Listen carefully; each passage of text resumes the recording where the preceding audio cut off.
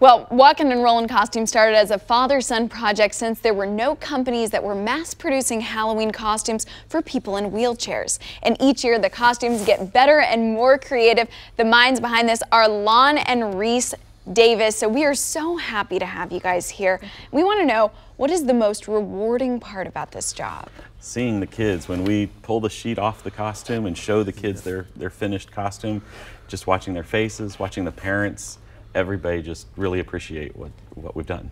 Okay, and Reese, you actually go to Oregon Trail, so he's missing a little school for this right now, but we had to show off his Ant-Man costume. What do you love about this? That it clearly encloses my chair and kids don't see me as a kid in a wheelchair anymore, as just another kid in a costume. Okay, and that makes perfect sense. Do you want to show it off? Because it looks like you and Dad spent a lot of hours, a lot of hard work on this. And what would you say, how long does this take to construct? It takes about 100 to 150 hours to build any of our costumes, and just about 3 months from the time that a child requests a costume to the time we deliver it. And that's amazing. And who do we have sitting on your shoulder over there? If somebody hasn't seen the movie. Wasp.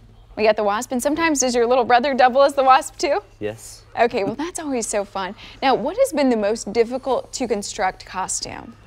Probably the Baymax costume from Big Hero 6. That one featured the giant Baymax laying horizontally, so it looked as though the child was riding the back of Baymax. And Baymax's wings were out, so it was a long, 7.5 feet long. 7.5 feet, wow. Okay, so we're looking at a Cinderella stagecoach, and you start by sketching these out. Yes, we use a photograph of the child in their wheelchair or of their wheelchair because every child's wheelchair is custom built for them, so every costume has to be custom built for the wheelchair.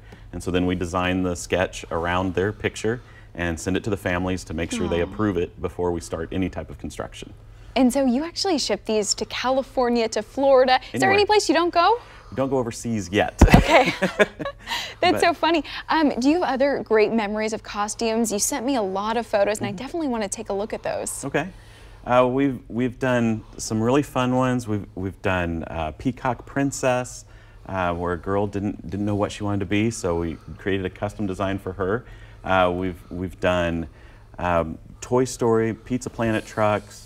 That one's Uma from The Descendants, and Cinderella carriage. I love watching how it can transition from the sketch to the actual thing, and that little girl looks so happy. Ghostbusters Ecto-1. Oh, that's a classic right there. That was a very fun costume we did for Planet Comic Con for a little reveal there. This was a horse done by Finite Engineering. It was one of our engineering teams that helped build it.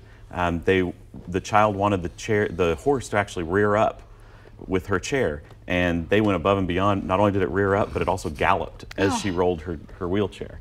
Oh my gosh, well, Lon and Reese, thank you so much for making Kids Across the Country's Halloween just a little bit more special. And you guys certainly are kicking things off for our next Halloween. Yes, we are.